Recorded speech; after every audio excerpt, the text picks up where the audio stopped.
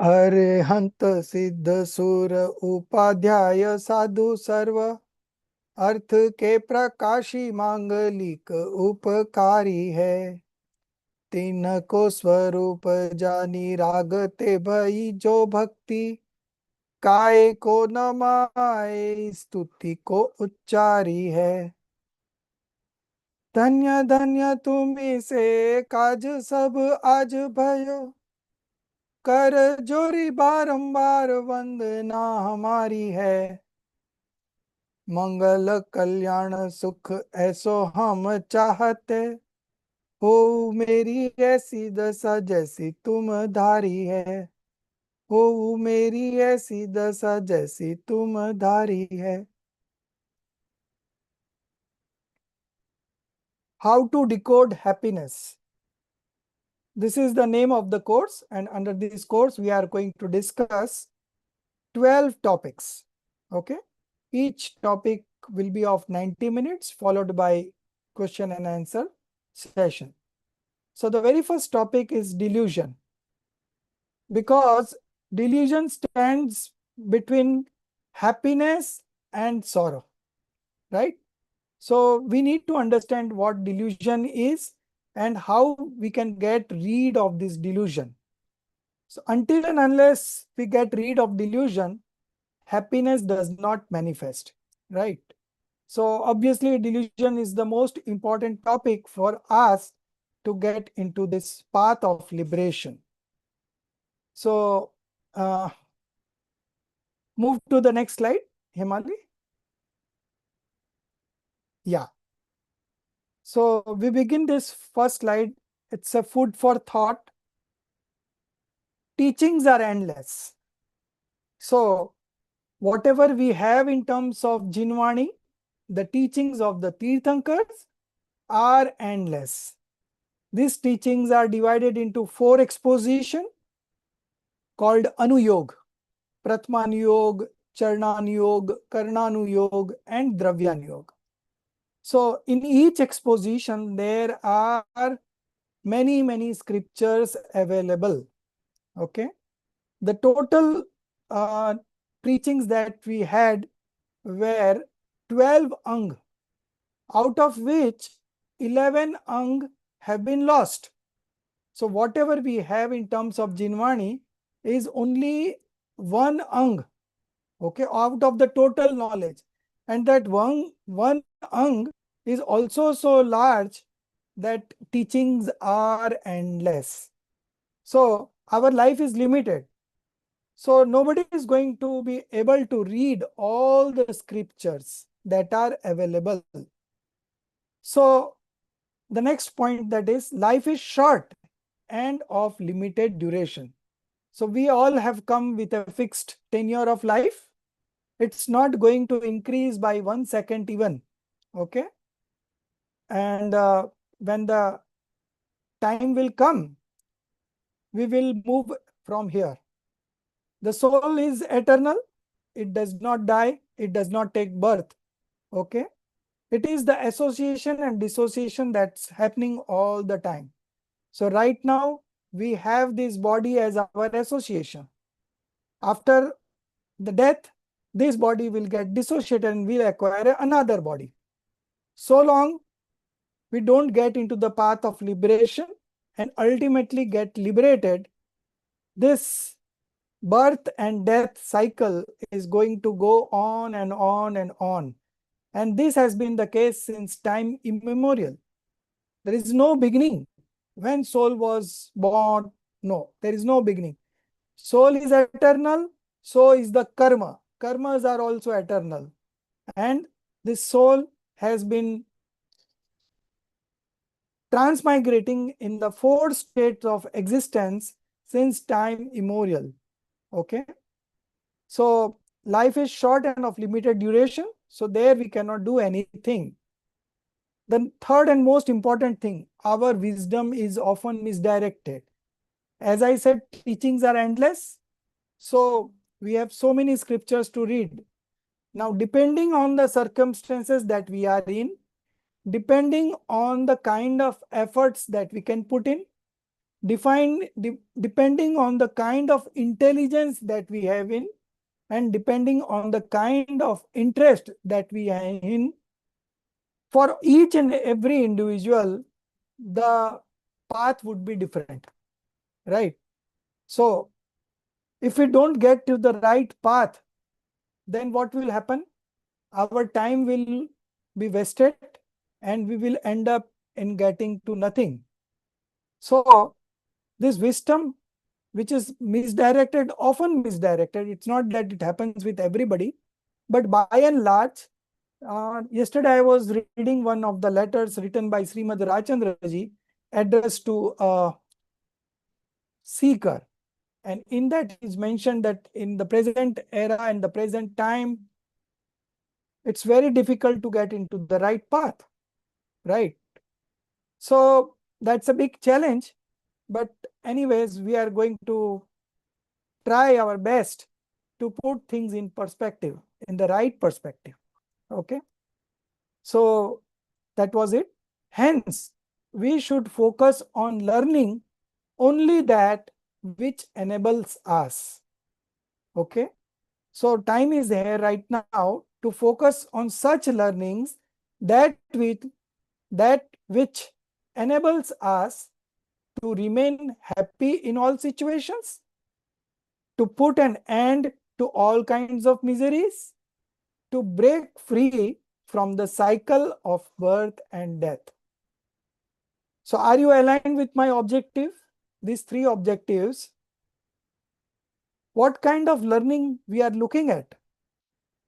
We want to focus on that kind of learning which enables us to remain happy in all situations. What a medicine to remain happy in all situations, come what may, right? There could be karmic afflictions, there could be adverse situations in our life, there could be a rise of demerits or inauspicious karma, right? It's not in our hand. But what is in our hand, that by learning the principles of Jainism, and that also not much, only 12 principles, we would be able to remain happy in all situations. In all situations means all situations. Okay. Whatever the problem is there, we have solutions for each and every problem. Okay. Only thing is that we first need to study it, then we need to analyze it and contemplate about it, and then arrive at the decision. Okay. If we put in this effort in the right direction, we will be able to manifest happiness in all situations. The second point is to put an end to all kinds of miseries. Who likes miseries? Nobody on this earth like any kind of miseries. Everyone wants to be happy. But if you don't know the path to realize it, then you end up experiencing miseries, right?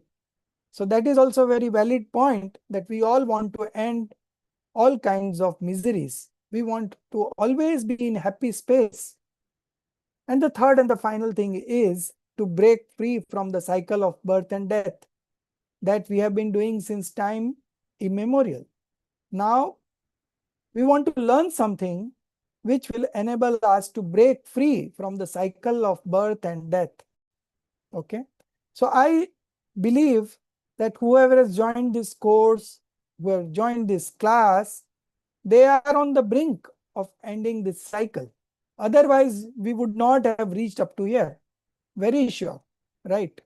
So uh, we are all excited, we are all enthusiastic to carry on this preachings of the Tirthankars and to apply it into our day-to-day life and remain happy in all situations. Okay. Whatever I would be teaching over the next 12 session, nothing is mine. Everything is from Jinvani. So whatever credit, it all goes to the Jinvani. There is nothing mine. Okay. So uh, in this today's session about delusion, first we will be study about what is material happiness, what is true happiness. The next topic would be what is delusion, which is our main topic for today. Then, as a means, we will be learning about the types of discriminative knowledge, and then we will come to a final conclusion. So we begin with material happiness. We have all experienced material happiness. Our belief is, Himali, next slide. Yeah, thank you. So what is this material happiness?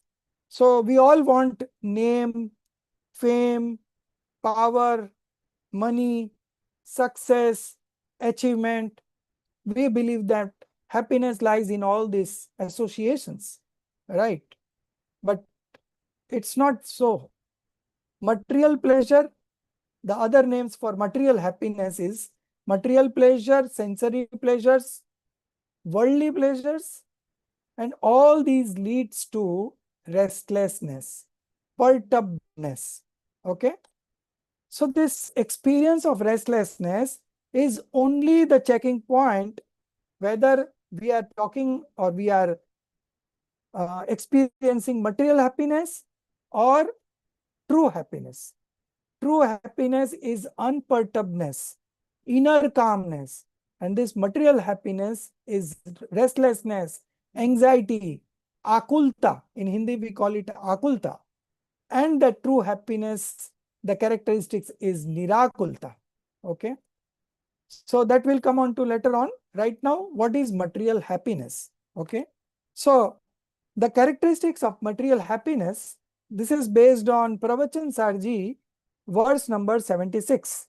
If you want to go very deep into it, you can refer to that scripture, Pravachan Sar by Kunkund Acharya Dev, verse number 76. In verse number 76, Acharya Kunkund Dev states that this material happiness is dependent. Okay. It is dependent on the objects of senses. It is dependent on non-self subject.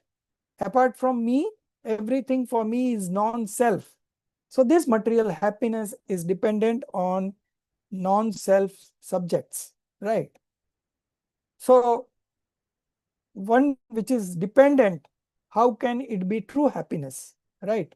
True happiness is always independent. So this is called dependency about the objects, right? The second is this material happiness is with obstruction, right? Supposing you are watching a movie on TV, right? And there is a power outage. So your connection goes off and what you were enjoying, it has come to an obstruction, right? So all kinds of material happiness comes with an obstruction. They are prone to obstruction. This was such one example. You can look at n number of examples where we see that it gets interrupted in between. Okay. Third one is this material happiness is annihilable, destroyed. Okay. So recently, if you would have seen Baiju uh, company into teachings, right? And it went bankrupt. One time he was on the top, and in a moment of time, maybe say 6 months, 1 year, they were into big trouble. Similarly, we can see Nirav Modi, Anil Ambani, many rich persons who were filthy rich at one point of time, but this material happiness has got an expiry. So the moment the the auspicious karma stops, all this happiness stops. So it gets destroyed. It's never permanent. The next cause is, it's a cause of bondage of karma, right? You are binding new karmas. Every time you indulge in sensual pleasures, okay, you are manifesting attachments and aversions. And when you manifest attachments and aversion, it causes bondage of new karma. And this cycle goes on. Because of the past karmas, you have got these association, good associations, and in indulging in these good associations, you are binding new karmas. Okay. So this cycle goes on. So this material happiness is again a cause of bondage of karma.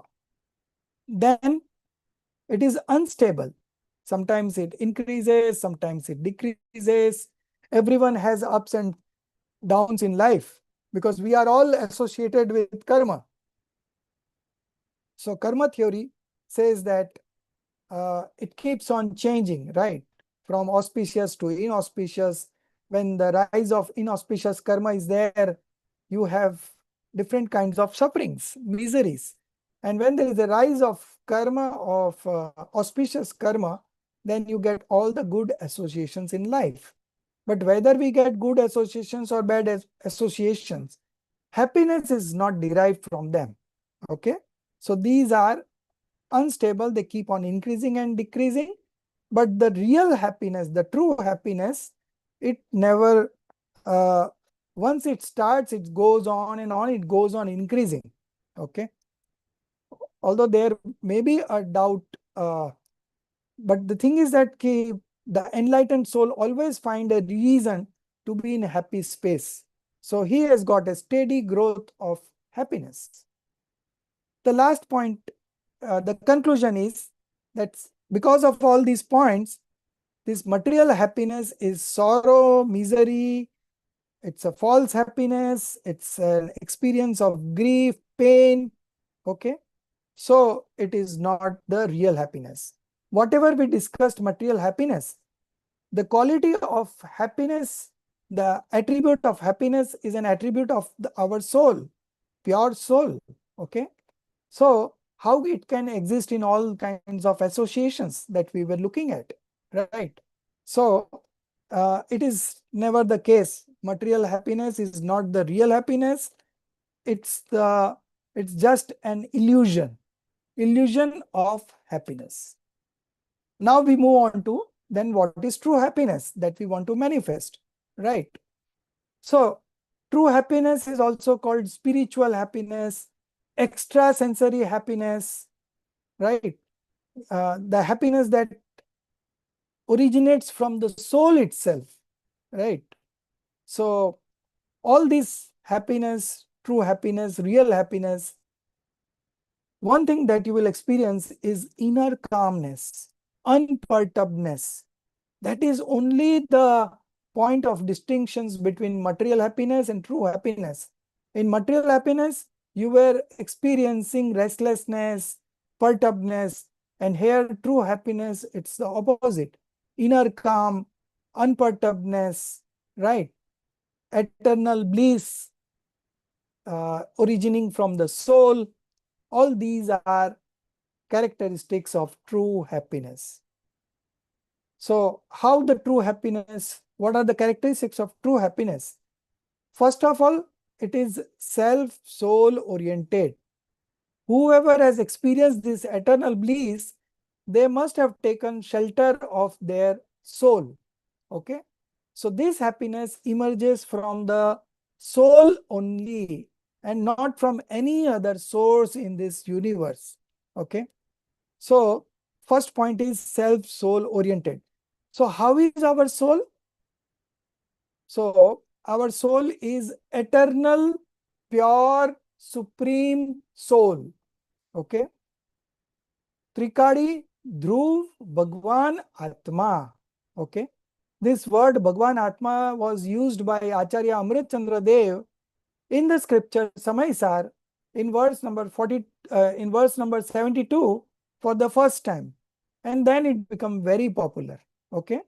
So we consider ourselves to be Trikadi, Dhruv, Bhagwan, Atma. Trikadi is eternal, Dhruv is constant or stable, pure is Shuddha, and supreme soul is Bhagwan Atma.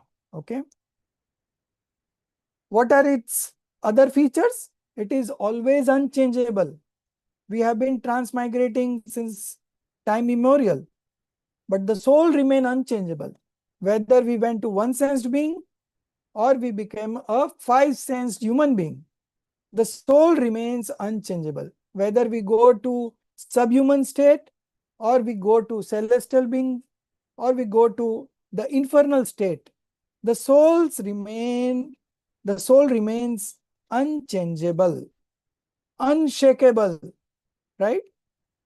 Firm, steady, constant, strong, powerful, right?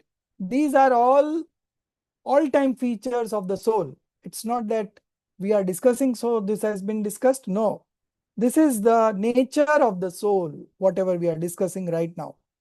It is complete in itself, right? It doesn't require any help from others to fulfill himself. It is complete in itself, independent, indivisible, liberated, mass of infinite attributes. Okay. It always remains unaffected, passionless, self-made God. Okay. These were the different names of the pure soul, that is I am. We have to establish oneness in all these uh, adjectives that I said about the pure soul. So when we take shelter of this pure soul, then only the true happiness originates. No other source. Okay. So the first characteristics of true happiness is it is self-soul oriented. Second, unprecedented bliss. So we have been experiencing bliss from sensual pleasures since time immemorial. But this is unprecedented. We have never experienced such kind of happiness any time before. Okay. Whatever we were experienced were material happiness that uh, we experienced while indulging in objects of five senses. Okay. But that is not the true happiness. So true happiness is unprecedented bliss, apurva anand. Okay. The third is incomparable, anupam, unique, different from sensual pleasures, worldly comfort, all the good associations. It's completely of different kind. Okay. So we cannot compare this true happiness with any of the other happiness that we have been experiencing since time immemorial. The next is, it is indestructible. Okay.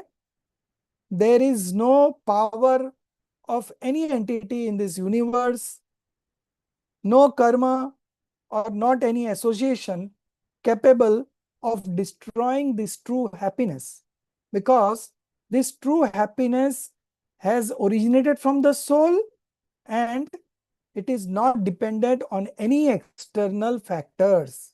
Okay. So it is always indestructible. Okay. There could not be any interruptions, there could not be any obstructions in this, because we have to connect to our soul, and that nobody can stop us from connecting, right? So it is indestructible. Okay. The next is uninterrupted. Okay. For this, Pandit Daulat Ramji had written a bhajan. In that bhajan, I am just saying one line. Bahar narki krat dukh bhoge, antar sukhras gata gati.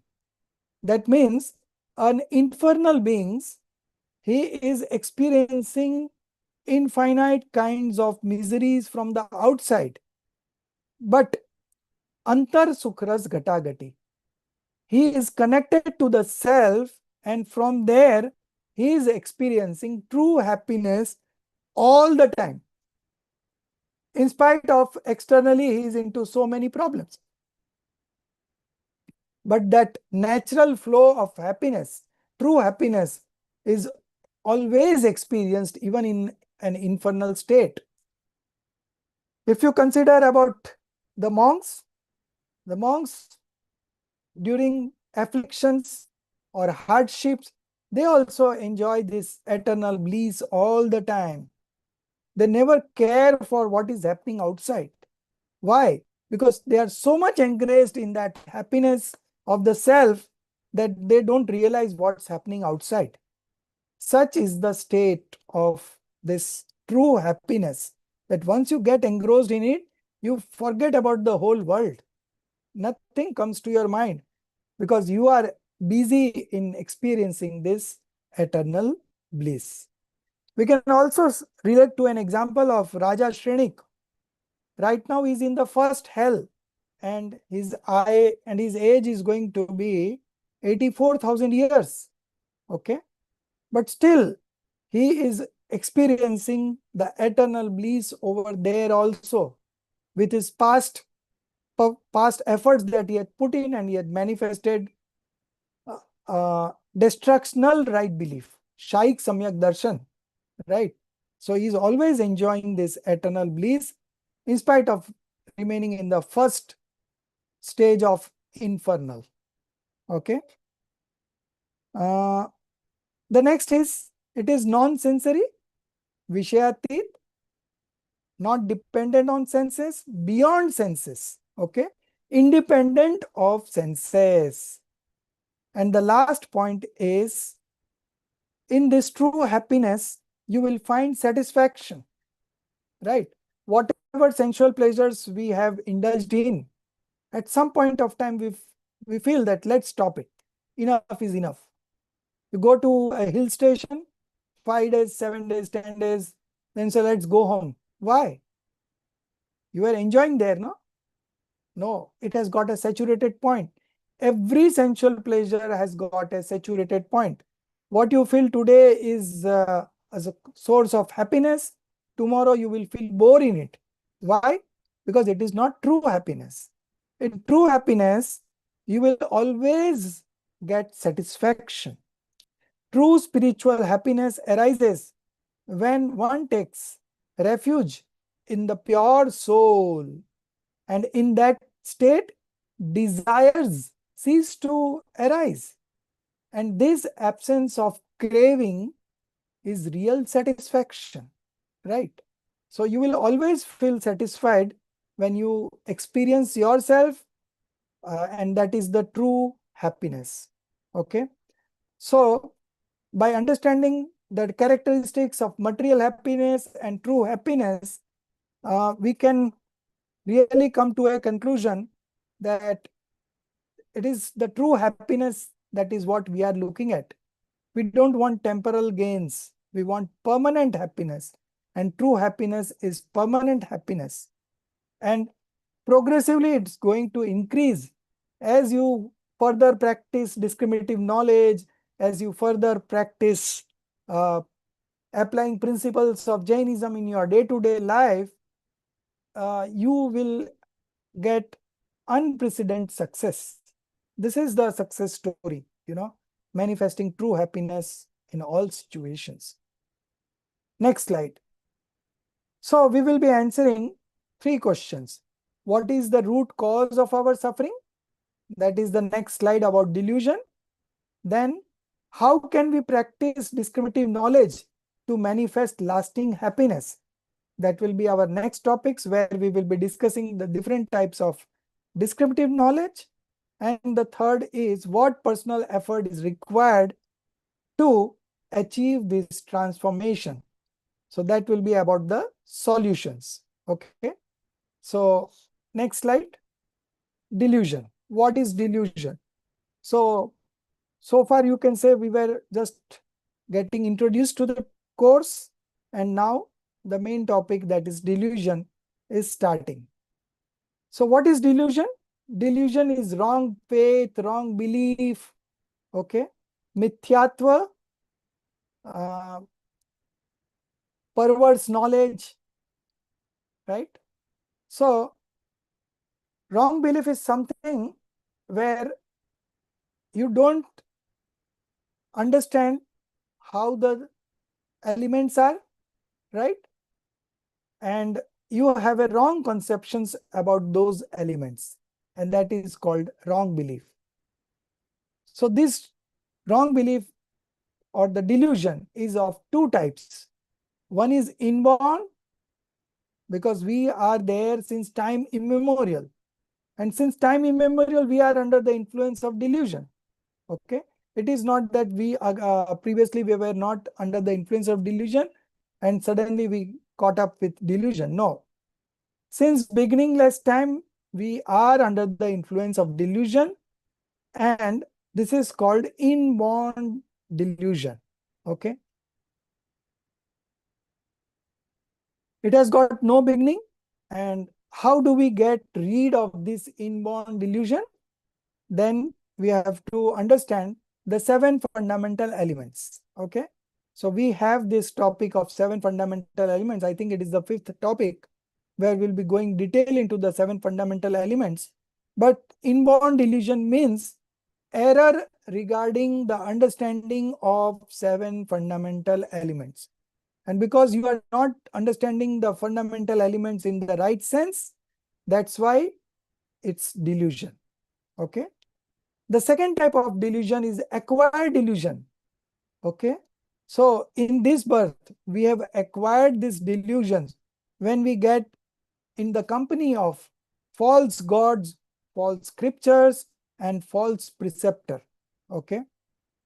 They drag us into further delusion. Okay. So this is something that we have acquired in this birth. So already there was one inborn delusion which we are carrying forward since time immemorial. And on top of that, in this birth, we have acquired new kinds of delusion, right? So these are the 2 kinds of delusion. As far as the karma prakritis of delusions are concerned, there is no distinctions of inborn or acquired. Okay. When it goes away, both of it goes away together. But for the purpose of understanding, we have divided into 2 parts. One is inborn, which will go away when we understand the 7 fundamentals in the right manner. And the second one is acquired. So how we will get rid of acquired delusion? So acquired delusion was because of the we were getting into the company of false god, false scriptures, and false preceptor. So if you want to get rid of this acquired delusion, then you have to decide about the true gods, true scriptures, and true preceptor. The moment you get associated with this true God, true scriptures, and true preceptor, and you decide about it, the same moment this acquired delusion goes away. And then the inborn delusion remains, and that also with study, you get rid of that also by understanding the 7 fundamentals. So the path of liberation or path of happiness is very simple. We have a very short syllabus of understanding the 7 fundamental elements. But it is not only the 7 fundamental elements. There are some certain other topics which complements its study. So we will be studying all those also. So in total, we will be covering 12 topics, which in each and every topic, we will be learning tricks how to get rid of delusion. So it is not only the first chapter that is delusion. Every chapter, the conclusion will be to get rid of delusion. Okay. So you will have 12 different tools to get rid of delusion. So depending on the circumstances that you are in, you apply any of those principles and you will be very good in that space. You will be experiencing happiness in those situations. Okay. The next is delusion rests on 4 pillars. Okay. So there are 4 broad pillars of delusion. The delusion rests on this. What is this? Delusion of oneness with non-self. Oneness with what? Non-self. Then delusion of mindness with non-self. The third is delusion of doership of non-self. And the fourth is delusion of enjoyership of non-self. So there are 2 categories. One is self, that is we are ourself, self, myself, self, and the other is the non-self category. So apart from self, everything else is non-self. Okay. So each substance is independent. Okay. It has got no connection with any other substance. So soul and body, two different substances located in the same space point, right? But not a not a single attribute of soul has gone into body, and not a single atom of the body has come inside the soul. All remain independent, although they are in the same space point. Similarly, karma. Karma and soul. Karma is also a matter substance and body is also a matter substance. So these are all independent substances. So there could not be oneness with any of the non-self substances. But you believe in that I am having oneness with my body, I am having oneness with karmas, I am having oneness with all my associations, and that is the root cause of delusion. So how do we get rid of this oneness with non-self? Okay. So we have to focus on the independent nature of each substance. We have to understand that each substance exists independently. There is no connection. No one is dependent on any other substances. So when we have a clear understanding of the independent nature of each substance, this oneness with the non-self goes away. So what is this mindness with non-self? So we have assumed that this is mine, the house is mine, the car is mine, the family is mine, the children are mine, the business is mine, right? So we have enforced our ownership on different associations. But the real mindness could be our attributes. Those attributes are always available with the soul. They never go away from the soul. So that is our real wealth, the infinite attributes that each soul possesses. Okay.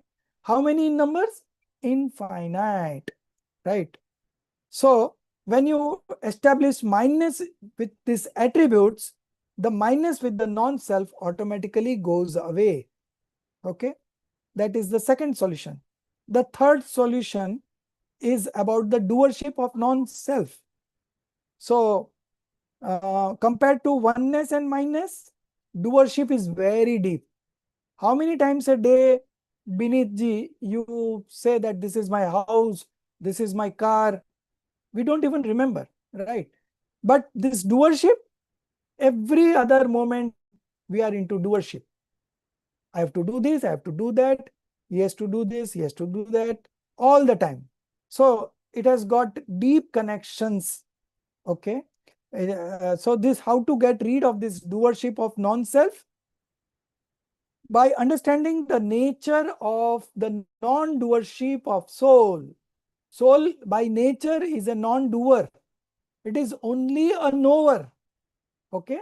It was never a doer. Even in the other earlier births that we had, we never become a doer. Only we believe that we are doing. Just like right now. I believe that I'm managing the family. I believe that I'm managing the business.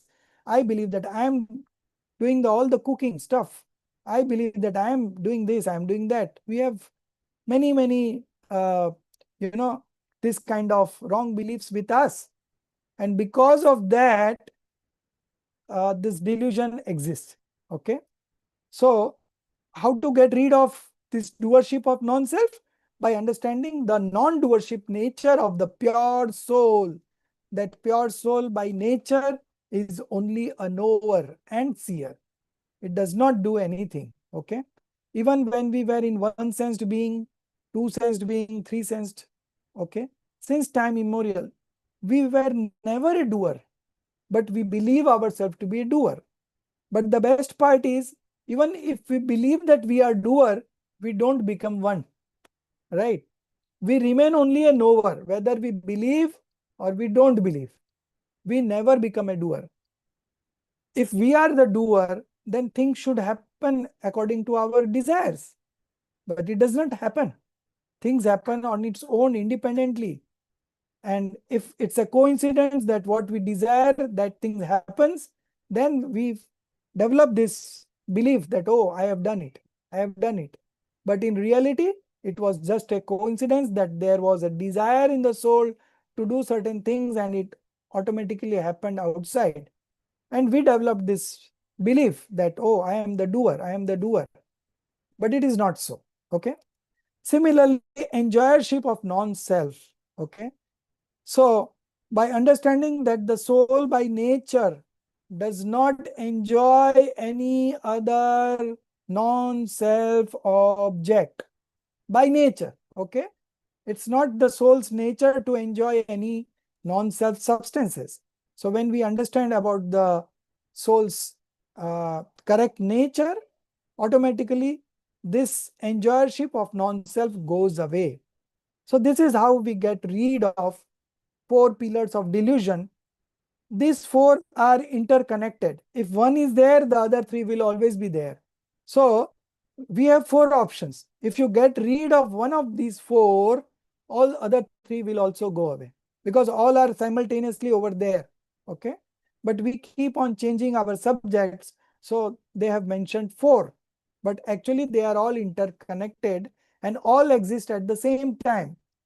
So if you get rid of oneness or mindness or doership or enjoyership, right? If you are able to get rid of one of these things, then all the three will also stop existing. And the moment the delusion goes away, the right belief originates, right? And when the right belief originates, that is the starting point of the path of liberation. That is the starting point of our journey of spiritual happiness, true happiness. Okay. Now moving on to the next slide, discriminative knowledge. Okay. So this discriminative knowledge is an important subject in all the 12 topics. As I said, we will be discussing delusion in every topic. Similarly, the solution is discriminative knowledge. So what is discriminative knowledge? So discriminative knowledge is a knowledge which involves two parties. Okay. One is the self and the other is the non-self. We have only two parties. So if you want to discriminate, you have to have two substances at least, right? So one part is self, the other part is non-self. Self is only one, the pure soul, and non-self could be many. It could be body, it could be karma, it could be association. Okay, there is no limit to it.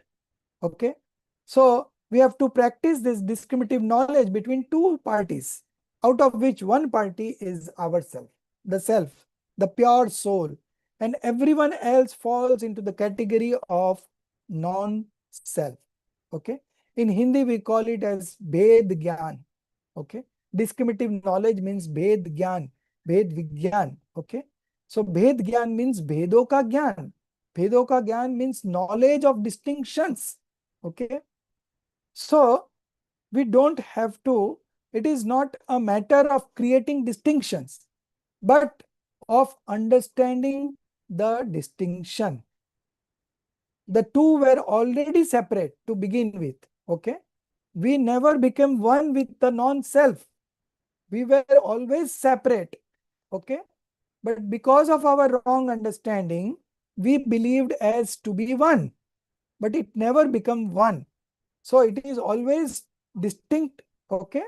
But we have to understand this distinction, and that distinctions could better be understood by practicing discriminative knowledge. So this practice of discriminative knowledge, we will be understanding it from three different perspectives.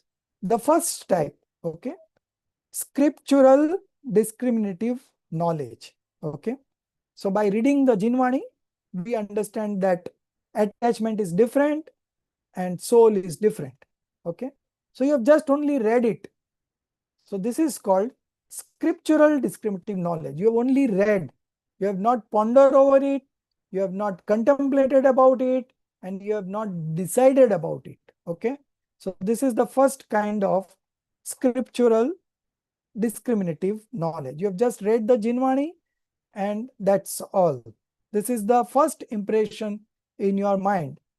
Now, the second step would be to practice on that, to build upon that, what you have read in the Jinvani, that you need to contemplate about it, that how the attachment is different from the soul, right? I am all the time manifesting attachment, so how it could be different? I am only manifesting it, so how it could be different? Okay, but with practice, by identifying the characteristics of each, if you analyze a bit, you will be able to realize that, oh, it's not the same. These are two different entities. Okay, and with practice, you will be able to master it. Okay, there is no shortcut. Every time you have to read the Jinvani, and then you have to practice it. Okay, putting into real life situations and see how you are able to manage it. Okay, so this practice based discriminative knowledge is the second level, where you are not only reading the Jinvani, but at the same time trying to implement it in your day-to-day life also. And with repeated experiments, you get a fair amount of insight into it, and it's a continuous learning journey. Okay, as you practice more, the sharpness increases. Okay, you are able to put in practice at uh, increased frequencies. Okay, and the third is transformational or experiential descriptive knowledge. So this third level is the real descriptive knowledge, where you have not only read the Jinvani, but you have also practiced it, and we have not practiced it, but also experienced the soul. Okay, by putting this distinction, you have realized your soul, you have experienced your soul, and that is the true discriminative knowledge in the real sense. Okay, so the third one is the real discriminative knowledge, but it doesn't come before the other two. So we have to go step by step, but as you practice, you will find that this is also quite possible. You will develop confidence about that, and then you will be able to execute also. Okay, the second type is discriminative knowledge between the soul and the karmas. So we have three broad categories of karma. The first one is material karma, which is also called dravya karma. The second is psychic karma, which is called bhav karma. And the third is quasi karma, which is called no karma. Okay, so material karma is dravya karma. Major, there are 8 types, and then the subdivisions is all put together 148 types. Okay, so these karmas act as an instrumental cause. Okay, and because of those instrumental cause of karma, there is a psychic disposition originating in the soul independently on its own, but these karmas acts as an instrumental cause. Okay, so that is called bhav karma or the psychic karma. So when there is a rise of material karma, there will be a corresponding psychic karma here in the soul space. Okay, in the modification of the soul. And with this psychic karma, bhav karma, when you manifest this bhav karma, it brings in new bondage. Okay, so this cycle goes on from material karma leads to psychic karma leads to new bondage of material karma, then they will also come into rise. So this cycle goes on, dravya karma to bhav karma to dravya karma. So how do the soul get rid of this vicious circle? It's a circle, right?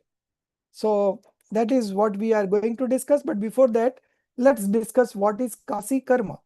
So Kasi Karma is the association that we have got now. So our body is Kasi Karma for us. The other associations that we have got are all Kasi Karmas for us. Okay. So our body, our association is quasi karmas for us and not our neighbors anything, right? It's only our, okay? So this is called no karma, okay? So now we come back to that question of this vicious circle, okay? From dravya karma leads to bhav karma and bhav karma leads to dravya karma. So there is no chance that a soul will get liberated from this karmic cycle. So the answer is that it is not so, okay? And we have got three arguments to support that from three different scriptures, okay? So the first one is from Moksh Marg Prakashak in Hindi, page number 22, 30 and 311. At three places, Todar Malji has said that it is not that the number of karmas and the quantities of karmas that you bound, you have to suffer. No, it's not that. By your dint of effort, okay, you can increase it, decrease it, you can have a transition of it, conversion of it, and you can have a premature uh, rise also, okay? So as our disposition improves, we are more onto the auspicious uh, activities, okay? So automatically the karmas are changing all the time. Right now you are indulging in, say, this study, okay? Right now you have joined this Zoom class live. Now at the same time you could have watched a movie, right? So just because you have joined here and you are trying to understand to get to how to get into the path of liberation, how to experience the true happiness, so your karmas are also changing. Your auspicious karmas are increasing, inauspicious karmas are decreasing, and if the disposition of are of very high category, then it is also possible that your inauspicious karmas will get converted into auspicious karma. So earlier, due to ignorance, you have bound many quantities of inauspicious karma. But right now, you are getting into the right path, right? You are always studying, you are reading Jinwani every day, right? So with this effort, your automatically past karmas that you have bound, inauspicious karma, that could get convert into auspicious karma. And the last part is uh, prematurity. Okay. Supposing you have bound a karma and it was supposed to come into fruition after 5 years. But just now, if you are getting involved in such good auspicious activity like studying the scriptures, contemplating on it, and then attending lectures, shivir, reading by own self, swadhyay, going to the temple, okay, doing donations, all kinds of auspicious activities that are associated with the path of liberation. If you are indulging in it, then what will happen, you know? Supposing 100 kg uh, inauspicious karma was supposed to come. But because of your present efforts, what will happen that it will come right now, but only 2 kg will come. So 100 kg got reduced to 2 kg, and just because you are in touch with all this galaxy of the masters, preachings, okay, this 2 kg we will be also able to practice discriminative knowledge in the rise of those inauspicious karma, and you will not get affected. Okay. So this karma is changing all the time. Now consider a case where you are indulging in wrong activities right now. Okay. So your auspicious karma will decrease, your inauspicious karma will increase, and your auspicious karma will get converted into inauspicious.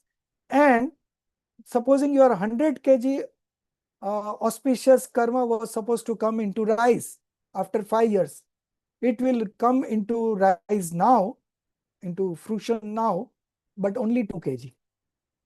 So both ways, it works both ways. So we have to be very aware what we are indulging in, where we are getting involved, how best we are utilizing our time, right? So all these factors will play a role in your changes in the karmas. Okay, it keeps on changing all the time. Every good deeds of yours is going to benefit you in many fold times that you may not be able to realize right now. But if you read the scriptures, it's given in the scriptures. We will be, of course, taking one chapter on karma theory, that is the 6th chapter. At that point of time, I will explain all these four: increase, decrease, conversion, and premature. Okay, but right now, this much only. The second point is that is been referred from Pravachan Sarji, verse number 121. So, when there is a rise of material karma, okay, then you manifest because of that material karma as an instrumental cause, you manifest psychic karma, right? And because of psychic karma, you bind new karmas, right? But the atoms of the old karma, which was into rise, and the atoms of the new karma that you have bound are different. It's not the same. If it would have been same, you would have never got out of this vicious circle. But it's not the same. Okay, that atoms get detached and new atoms comes into contact. So it is not that vicious cycle. Okay, these two are different phenomena. The third reason is, if there is a rise of material karma, it is not necessary for the soul to manifest corresponding psychic karma. You have the liberty to put in the efforts in that situation and not manifest psychic karma. You are independent. If that would have been the cause, that whenever a rise of karma will happen, you will have to manifest anger, you have to manifest pride, you have to manifest deceit, you have to manifest greed, then this vicious circle would you will not be able to get rid of this vicious cycle. But it is not so. You are independent of what you want to do. Your life is in your hand. What kind of efforts you want to put, that you have to decide, right? So if you put in good efforts, right efforts in the right direction, then in spite of the rise of the karmas, you will not manifest psychic karma. And when you don't manifest psychic karma, you will not bound new karmas. So the cycle has stopped, right? If the soul, through its own conscious effort, practices discriminative knowledge, then instead of binding new karmas, it facilitates the dissociation of existing karmas, nirjara. This is called nirjara. You always, all the time, you are getting dissociation. That's why you have been wandering since time immemorial. But when you get into the path of liberation, you get liberated very soon. Within 3, 4 births, 5 births, you get liberated. Now 3, 4, 5 births, if you compare it to the past lives, it is nothing. So why? Because of the dissociation. There is a mechanism called nirjara, dissociation of karmas. So whatever we have bound, we are not going to experience or get the fruits of all the karmas. Many karmas will be chucked off, knocked out without getting into fruition. And this is called nirjara. Okay, dissociation of existing karmas. So because of these three causes, so the third one was from Samaisar, verse number 136 and verse number 175. Verse number 136, the commentary is by Acharya Jaisen, and verse number 175, it is the Bhavarth by Pandit Jaychandji Chabra. Okay, these two references are from Samaisar, and then there is one more reference from Pravachansar, verse number 45 by Acharya Jaisen. You can read all this as reference if you want to master this, or if you want to know more about this. Okay, so whatever be the rise of karma, we are independent to charter our destiny. We are not a puppet in the hands of karma. We are independent. Okay, we can put the right efforts and not manifest psychic karma, and this is how we will break this cycle. Okay, so this was the second type of discriminative knowledge, discrimination from material karma, psychic karma, and quasi karma. Now the third type, that is active consciousness versus passions. Okay, so so now the two parties are, one side it is active consciousness. What is this active consciousness? Active consciousness in Hindi is called upyog. Gujarati also we call it upyog. Okay. What is this active consciousness? It is called consciousness in action, consciousness, attentiveness. Okay. Soul's modification of consciousness attribute. Okay. So consciousness is an attribute of the soul, and under this attribute, there are two attributes that we can discuss. One is perception, other is knowledge. Darshan upyog and Gyan upyog. These are the two distinctions of active consciousness. So what is this active consciousness? Okay. So supposing soul is the lamp, then this active consciousness is light. Okay. So this active consciousness is nothing but we are knowing every moment. You know, every moment we are knowing some or the other thing. So that continuous knowing, janna is called active consciousness. Okay. Even the lowest form of life, Nigodya Jiv, there also this janna continues all the time. Never for a moment this knowing stops. If it stops for a moment, the soul will become matter substance. But it does not happen so. Soul always remains a soul, and the characteristics of the soul is this active consciousness which originates from the soul. Every moment we are knowing something. No. That is our function. Okay. So this is happening continuously. Even when we are sleeping, we are always knowing. This knowing does not stop. Okay. And that's how we remember that today, I got a dream, and in the dream I saw this. So how do you know? You were sleeping, but your this active consciousness was always working, right?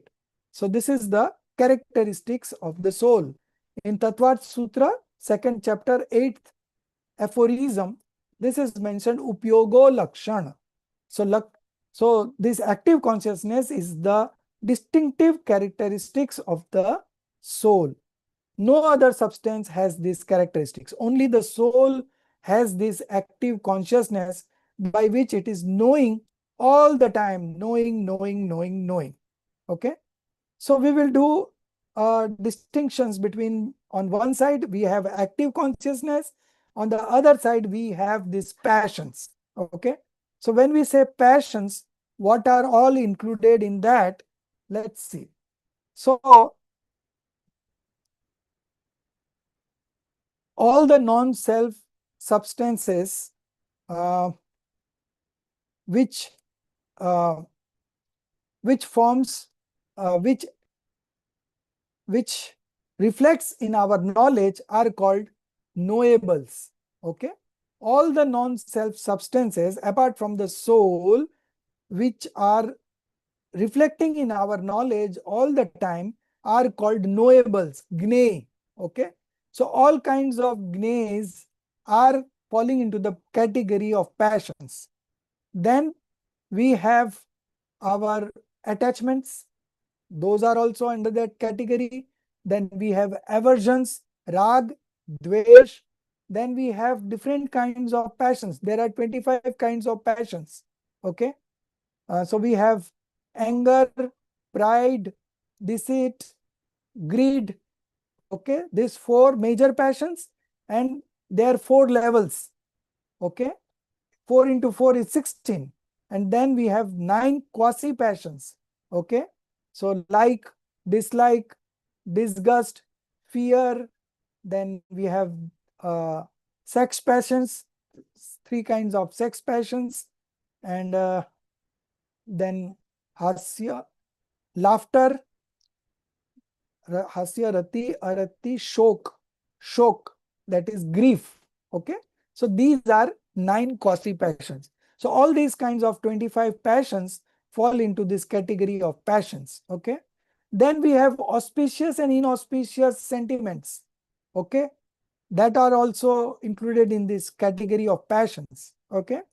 Then we have alien disposition, vibhav. Then we have desires. Okay, those are also falling into these passions. Then we have psychic conceptualization, which is called vikalp. Then we have thoughts, vichar. All these are one category called passions. Okay, so on one side we have this active consciousness. This active consciousness is originating from where? From the pure soul. Okay, it is originating from the pure soul all the time. Okay, it is part of the soul's nature. Okay, this active consciousness, which is emerging all the time in every modification, knowing, it's a part of the soul's nature. Okay, and the other part is the passions. So one moment of modification, there are two partitions. One part is active consciousness and other part is the passion. Okay, now we will see how can we practice discriminative knowledge between the two. Okay, so that's why it was active consciousness versus passion. So now we discuss something more on active consciousness. So this part, that janna every moment, is not a cause of bondage. Why it is not a cause of bondage? Because it has originated from the soul. If this becomes a cause of bondage, then how do we get liberated? This is the only tool that we have through which we can get connected to our soul, because this active consciousness and the soul are one entity. They are not two entities. They are one entity. They are always together. Okay, they are indistinguishable. Okay, so this tool, this tool will act as a tool for us to get connected to our pure self. Okay, the soul. Okay, so this is our only tool. Okay, and the passions are karmic afflictions. These passions arises only when there is a rise of karma. These passions never arise when you take shelter in your soul. Okay, these passions only arise because there is a karmic affliction. There is a rise of karma. That's why these passions are manifesting. Okay, so these passions are not the inherent nature of the soul, but this active consciousness is inherent nature of the soul. Okay, all the time soul is knowing, and that knowing happens through this active consciousness. This is the characteristics of the soul. Okay, this active consciousness is the soul's representative in that one moment of modification. Okay, so now we will analyze this one moment of modification, and then we will see how we can practice discriminative knowledge here. Okay, so I'll give you one example. There was you all know about submarine. Okay, so submarine is immersed in the water very deep into that, right? And there is a window in the submarine, which is there is a glass out there, and through the glass, which was very transparent, you could see the whales and the fish and the snakes, crocodile coming towards you. Okay, and you are sitting inside the submarine. So when you were seeing from the window, and it come and touched your window, and you just simply removed your face like this, because you thought that they will attack you. But then you realize that, oh, they don't enter the submarine. So now you are fearless. Now you are just watching. They are coming, touching, but you are not worried, because you know they cannot enter here. Similarly, this active consciousness is our representative in the modification uh, that is originating every moment. Okay, this modification are for one moment. They are not permanent. There is a constant evolution and extinction of modification. Okay, every moment, and in every moment this active consciousness is always present, and it is doing the job of knowing things. Okay, what it is knowing, that is the passions part. Okay, this whole is the, so we have broadly two divisions. One is active consciousness, and one is passions. Okay. Now, what is the taste of these two things? So when you test these passions, or when you feel these passions, it has got a feeling of perturbedness, restlessness, okay, akulta. But when you test this active consciousness, or when you have a feeling of this active consciousness, it is absolutely inner calmness, unperturbed. Okay. So these two are different entities. Okay. They do exist in the same modification, but their characteristics are different, their functions are different, their tastes are different. Okay. So with all this logic, now I feel you will be able to discriminate between the two. Two different entities, you have to discriminate between the two. So this this active consciousness, that is the characteristics of the pure soul. Okay, what we have to do, from time immemorial, this active consciousness is busy in knowing the external objects. Our soul is also reflecting in the same knowledge, but we never connected to our soul, because we thought that we will derive happiness from external objects. So our active consciousness was always outward bound. Okay.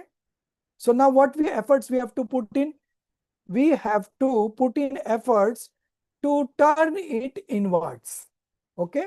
How do we put in that effort? By understanding these principles of Jainism over a period of 12 weeks, you will learn this trick how to turn this active consciousness inward. And when this active consciousness turns inward, okay, it realizes itself. It gets connected to the soul, both becomes one, because both are one only, right? The active consciousness was originating from the soul itself. Okay. So when it turns inwards and connects with the soul, both becomes one and self-realization happens. This is only we have to do. Okay. But as I said, the force will come with your understanding, with your power of taking decisions on those preachings. Okay. So this is how it will happen.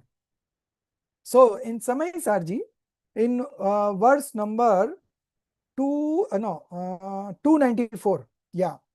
So this practice of discriminative knowledge is mentioned, and they have used the word pragna cheni. So cheni means chisel hammer. Okay. So if you want to divide the rock into two parts, what do you do? There is a crack in that rock. First you identify that crack. Okay. And then you put that hammer on that crack. Okay. You put that chisel hammer. Sorry. You put that chisel hammer on that crack, and it suddenly becomes into two, because they already were two different things, but over a period of time they become one. But again, when you put that chisel hammer on that crack, or another experiment would be putting a dynamite over there. Okay. And when the dynamite explodes, the rocks gets divided into two. It was already two different rocks, but they were joined together and over a period of time. So it become one, but it were never one. Similarly, this discriminative knowledge, we have got this our knowledge to train. The same knowledge which was ignorant at one point of time, by reading the scriptures, by contemplating on it, by learning the new techniques of practicing discriminative knowledge, that same knowledge gets upgraded. Okay. And when that knowledge gets upgraded, it develops the strength to turn inward. And the moment it turns inwards, it becomes one with the soul, and the self-realization happens. And when this self-realization happens, that is the time you experience true happiness. Your journey of true happiness begins from there. It is the moment of right belief. Now you know how the soul is. You have been reading about the nature of soul, characteristics of souls from the scriptures. and then also you were practicing it, right? But unless and until you realize it, right, the confidence doesn't come. Okay, so this is called the right belief, okay, the right faith. Okay, and this is the beginning of the path of liberation. So this whole experiment, if you see, by applying the principles, by understanding the principles, your knowledge gets upgraded every time. Okay, and this is how over a period of time, by continuous study, your knowledge will get upgraded and you will be able to focus inward. And the moment you focus inward, the self-realizations happens, and that is the final solution, and that is the beginning of the path of liberation. So we are coming on to the last slide. Yeah, 1 minute. Okay, so this is the last slide about the solutions. So one solution is that what we need to do in terms of effort. Okay, because the effort is in our hand. All other factors are not in our hand. The right time will come on its own. The destiny will come on its own. Your inherent nature is always present. Okay, so there you cannot do anything. And the instrumental cause are always external substances, and that are not in our hand. So out of the 5 factors that any action, whenever any action takes place, these 5 causes are always present. Among these 5 causes, we have a separate chapter on this. So don't worry, we are going to cover this in detail. But right now I'm just giving an outline. So out of these 5 causes, 4 causes are is not in our hand. Okay, only the efforts in our hand. And that's why the Jinwani, so many preachings. Because if the efforts also would be according to destiny, then there was no point in preaching. Whatever has to happen has happened, right? But you have to understand the effort. Effort is in your hand, and that's why we can write our own destiny. Okay, if we put in the right efforts. Now what would be the right effort? Okay, that's the final question.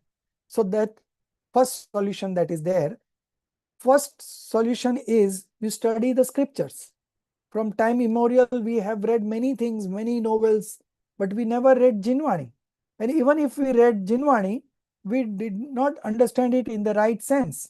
Okay, so first task would be to study scriptures. Okay, if you are not able to study on your own, you join some, there are so many online classes going on, as you have joined this course, right? If you would not have joined course, you would not have known these facts, right? So you can join, you can study on your own. Okay, you can join live classes. If it's in your mandir happening, you can join there also, but you get connected to Jinwani. That is the first thing. Okay, so study the scriptures would be our first duty, foremost duty. Then the second is, after study, what you should do. So you should study in such a manner that one line you study and then you think and contemplate. So I read this in other book like this, and here it is saying different thing. So what is the perspective from which it is being said? Okay.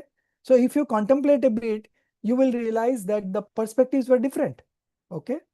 So repeated contemplation and analysis will help you in understanding what you have already read in Jinwani in a better way, in the right perspective.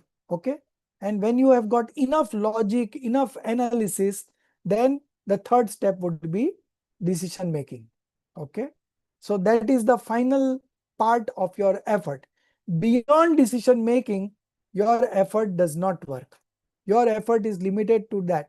So every now and then, if you ask me what I have to do in terms of effort, these 3 steps I will repeat again and again and again over a course of 12 weeks. You have to study the scriptures. The next step would be to analyze. The more your analytical skill, the better you will be able to understand, and the faster you will be able to arrive at a decision. Okay. So over a period of 12 weeks, I will try to tell you how to improve your decision making power. And if you apply those techniques, automatically you will have the best choices in all situations in life, not only in the sphere of religion, but in your business, in your relationship, in your whatever endeavor you do. Everywhere you will always be ahead of others in terms of decision making, right? Because unless and until you read Jinwani, you don't get the right intellect, right kind of intellect. Okay. So this would be our first step as a solution. The second is, of course, the descriptive knowledge that we will be practicing every now and then. Every chapter will end up in this descriptive knowledge only, how to practice it, how to make it more sharper, how to increase its frequency, how to apply different techniques, right? So we will be learning this discriminative knowledge all the time in each and every topic. Okay. The third is knowledge of the arrangement of entities. This is called Vastu Vyavastha. Okay. Vastu Vyavastha means nature of reality, how the nature of things are, what is the universal law, right? So all this comes under this. So when you connect this, whatever you study, whatever you contemplate, with this knowledgement of the arrangement of entities, like what is the nature of substance, or what is the nature of attributes, what is the nature of modification, how they operate, right? What the independence of two substances, the independence of two attributes, and the independence of two modification, each one is independent. All these are part of this knowledge of reality, or the knowledge of nature of things. Okay. So we will connect with nature of things time and again. Okay. So that would be our third solution. Okay. And the fourth one is we keep upgrading our knowledge. As we study, as we contemplate, as we analyze, as we come to a conclusion or decision, we keep upgrading our knowledge. Now, this upgraded knowledge, if you manifest right belief here, it is good, fine. Even if you are not able to manifest right belief, this understanding, this upgrading your knowledge will carry forward in the next birth also. So whatever efforts you put into this is all going to come into fruition now or later, but definitely you will have results of this. Okay. So this is some kind of knowledge that is not that is going to help you to get out of this cycle of birth and death, birth and death. Only we have only one tool with us, and that is our knowledge, the active consciousness. You train those active consciousness, upgrade your knowledge, and that same knowledge will help us in navigating this path of liberation, and ultimately uh, manifesting the omniscience knowledge, and then subsequently getting liberated. Okay. So from beginning to end, we have this knowledge with us. Whatever you have to do, changes is in upgrading your knowledge. And the belief follows the knowledge. So what knowledge does is, both are attributes of the soul, three major attributes. The path of liberation is right belief, right knowledge, and right conduct. Okay. So belief comes first, but everything happens in the knowledge. The knowledge, uh, knowledge analyzes everything. Okay. And it contemplates also, and it comes as the decision also. And then the belief only has to put the stamp on it. Whatever knowledge uh, prepares for the belief, belief only will have to put the stamp on it. The rest, everything is done in the knowledge attribute itself. Okay. So we will work on this knowledge attribute time and again. Every time you read Jinwani, it will get upgraded. Old wrong belief will go away, and the facts, the new facts, okay, that will you will be understanding, and that will form a part of your upgraded knowledge. So over a period of time, you will develop this right belief. Okay. And that will be the beginning of the path of liberation. Okay. So this is it. The next chapter would be next week. it would be about the 4 exposition. So first we would be studying about 4 exposition and the viewpoints, okay? Because these two are important, because unless and until you know how to interpret Jinwani, uh, understanding the meaning would be difficult. So first would we see that how the Jinwani is interpreted by these two chapters, the 4 exposition, Char Anuyog, and the viewpoints. Okay, this will help us in interpreting the Jinwani, and as you understand more, you will develop also interest, and then we will come on to the principles one by one. Okay.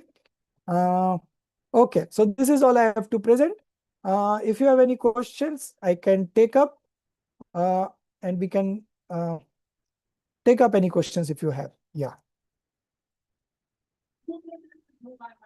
Sir Siddhi, Jayananda, thank you, sir, for this session. I had a question, sir. What is the role of mind? So we say mind, body, and soul. Right. Uh, So, so yeah, yeah. you So have, what is the role of mind in this whole equation? right. So I'll tell you one thing, that mind, speech, and body, these three are matter substance. Okay, matter substance. So what you get in mind, thoughts and conceptualizations. Okay, vikalp and vichar, that only you get in mind, and they both are material substance. Okay, so mind, speech, and body are not under our control. They don't belong to the soul. Mind, speech, and body remains here. Okay, in Moksha Prakashak, it has been said that mind, there is a there's a in the shape of a rose. Mind is in the shape of a rose, uh, of 8 petals, and it is quite here near the heart. That's what Todermaji has said. The scientists have not discovered so far about it, but mind is a part of the body only, and these thoughts and the conceptualization also are matter substance. Okay, so this mind, speech, and body are not under our control, so we will never take ownership of those 3 things, right? So whatever unwanted thoughts comes to your mind and we feel depressed, that why I'm getting this kind of thoughts, I am a very good person, why I'm getting this kind of thoughts, but it is not in our hand, and that's why it's coming on its own. You are only an observer and you are not a doer. Okay, so here you have to practice descriptive knowledge, that mind, speech, and body are part of a matter substance, and I am a soul substance. And when I am a soul substance, my function is just to know and see, and I don't go beyond that, right? So we have to establish in this way, and we have to practice discriminative knowledge in this way. Good question. So now what is knowledge? Okay, Gyan, right? So we have 2 things. One is the man and one is Gyan, right? So Gyan is a part of the soul.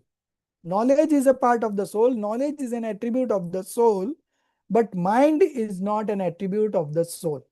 Okay. Mind acts as an instrumental cause, right? All the thinking that happens is in mind. So it acts as an instrumental cause, but the knowledge associated with that mind is of the soul. It is not of the mind, right? So our journey, our tool is only this knowledge, right? We keep on upgrading this knowledge, and we will be able to see the things in the right perspective, right? Okay. Thank you, sir. That helps. Yeah. So you are Manish's Sister. sister? Yeah, Yeah, okay. yeah, We had a talk one day. Okay. yeah. Anyone else? Yeah, Chetna ji. You are on mute. Unmute yourself.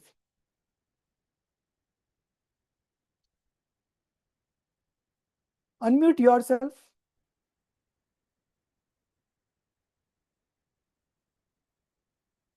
Himali, can you unmute? So I can't. Chetna ji, you need to press on the mic button Mic to button. unmute yourself.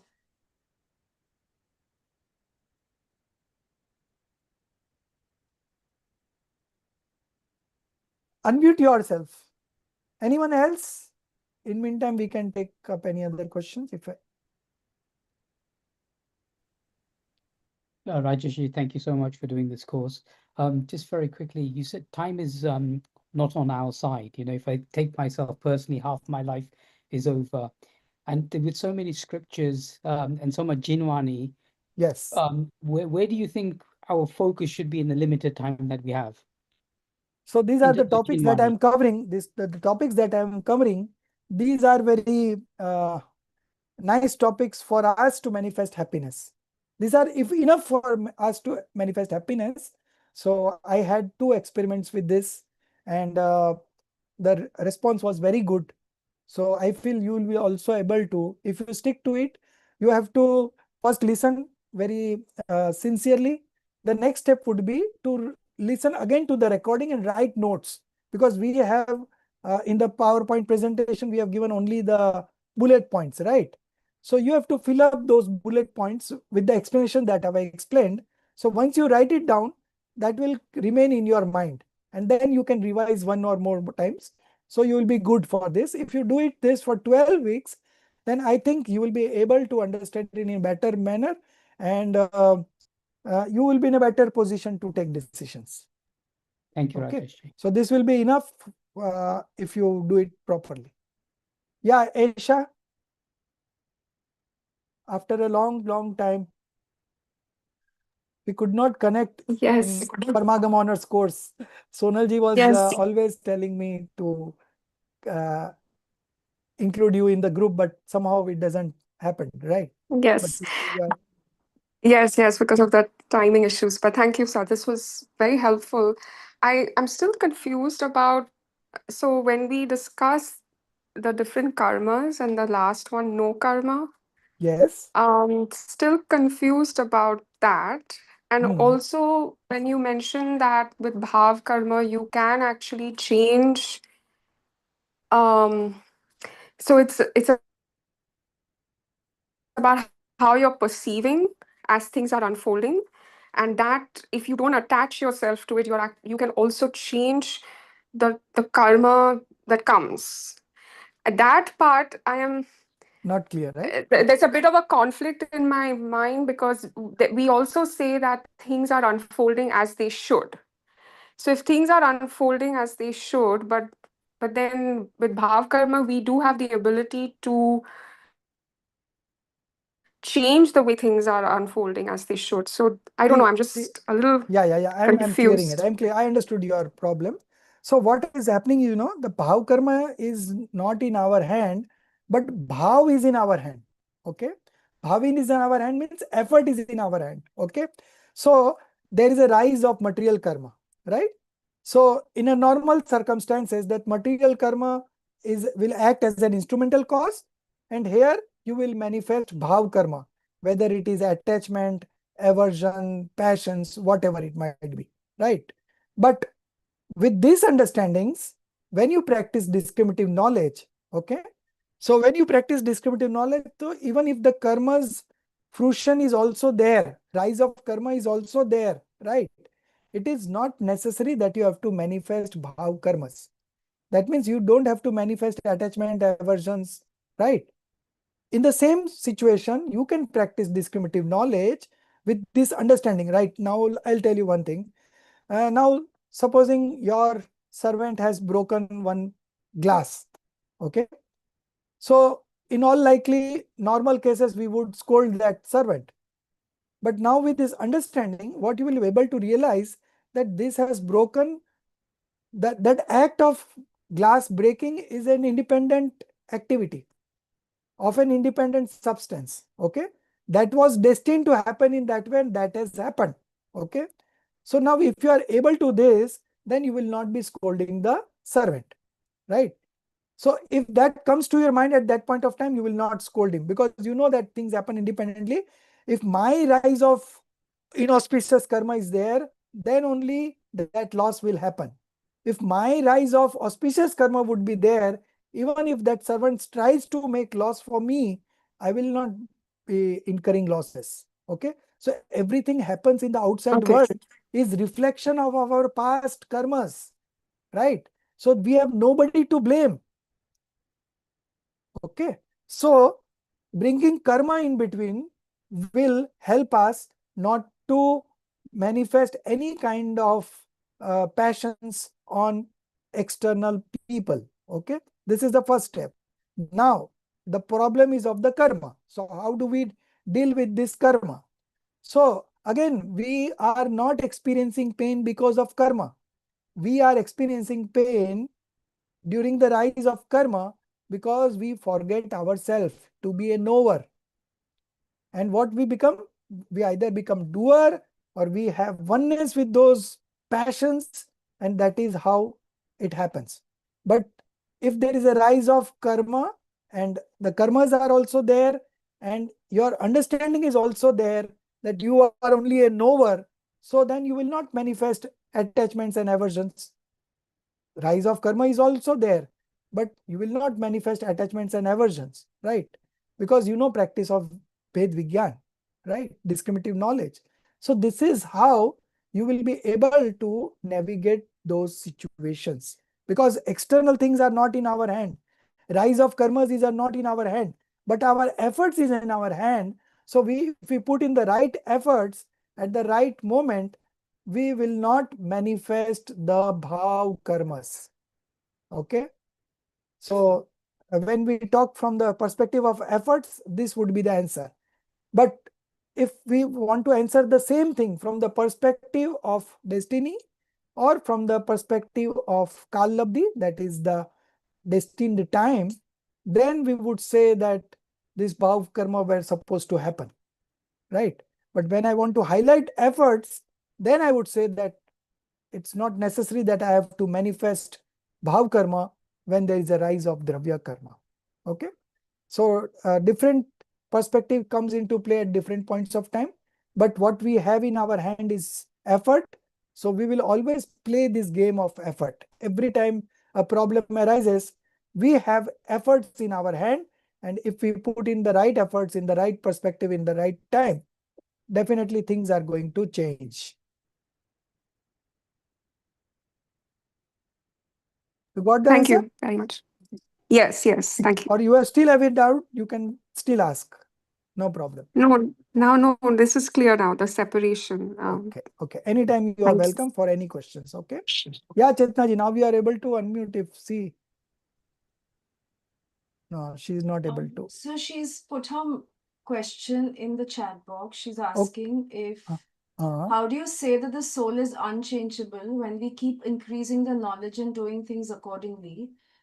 Then there will be changes from within. So how? okay. So there are three things: substance, attributes, and modification. Any entity will have these three things. Okay. Generally, we call it as substance, but within that substance, there are three things: substance, attributes, and modification. Okay. So the nature of substance is such that modification keeps on changing every moment, right? But the substance part doesn't change.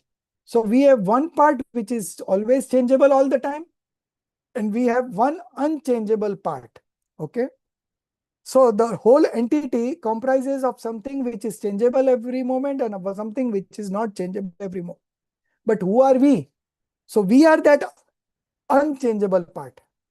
We are not that changeable part, right? We are unchangeable part. So we remain constant.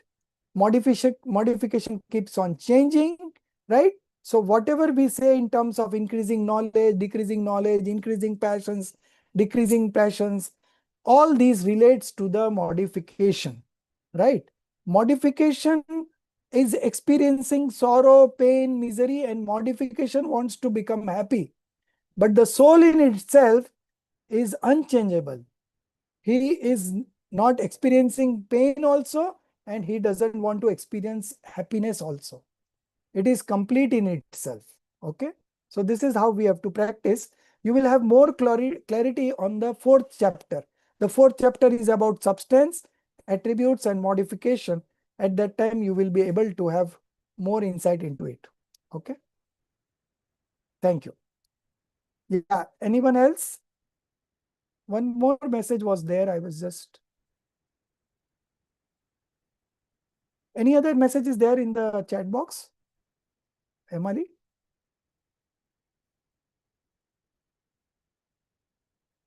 So, Mosam ji is asking, please suggest which English Jainism book can I read as a beginner? Jainism book in English.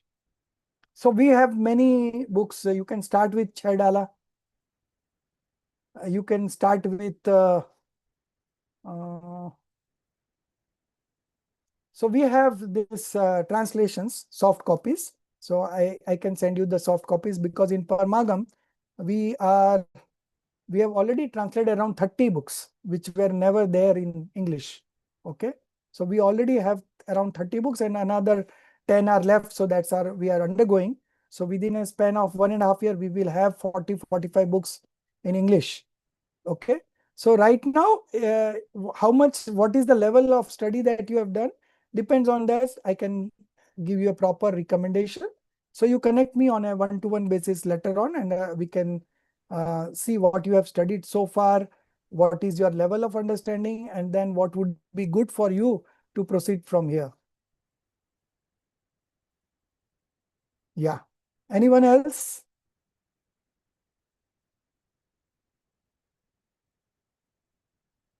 Yeah, that is also a very good book in English. Jain Tattva Parichay by Ujjwala Ben Shah.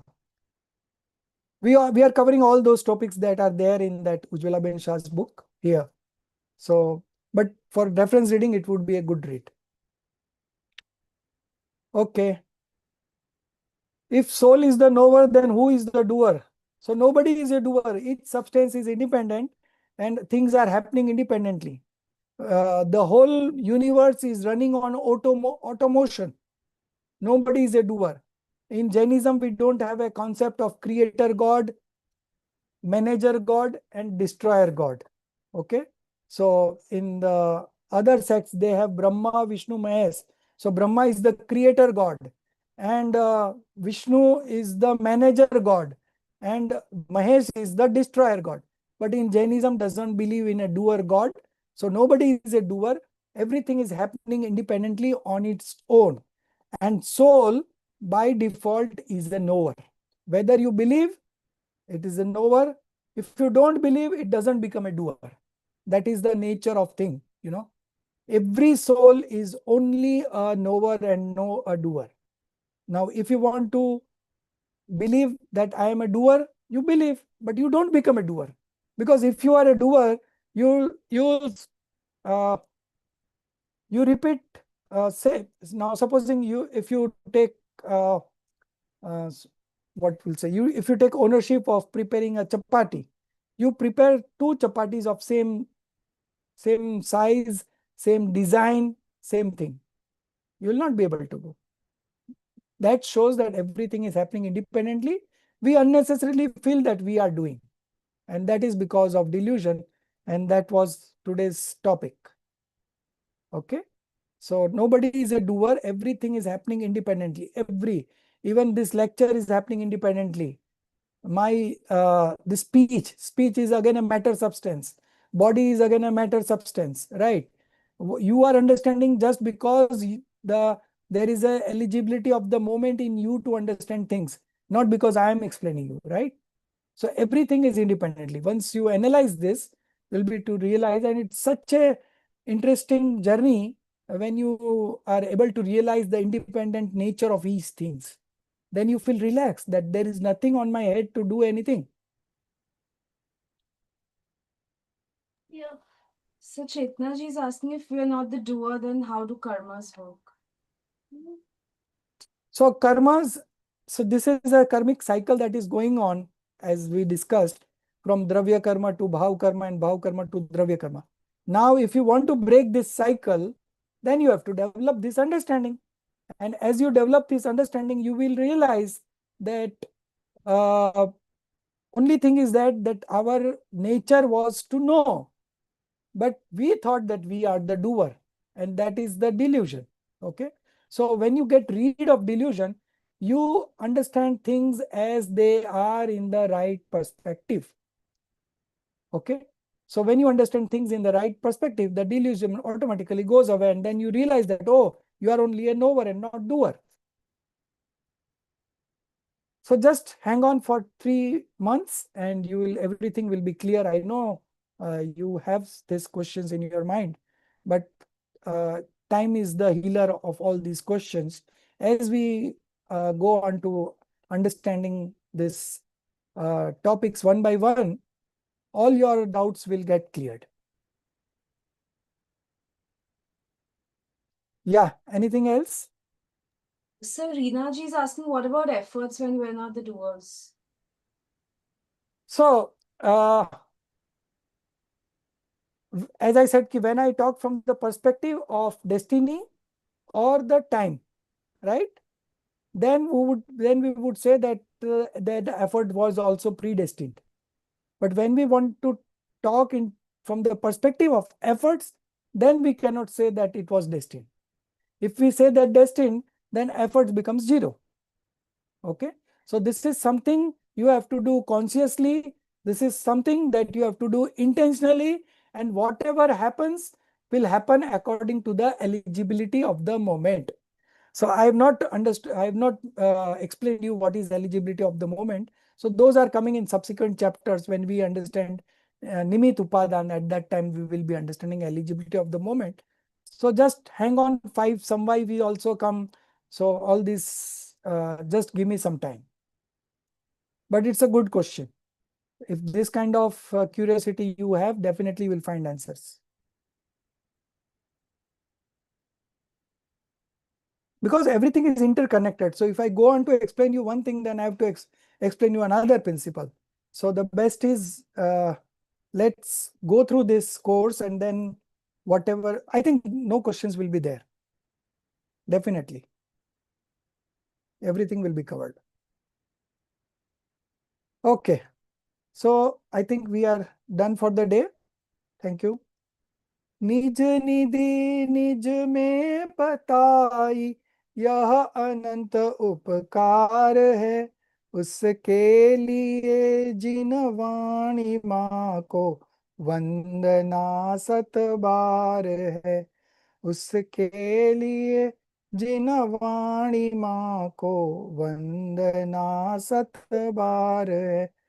9 times Namokar मंत्र।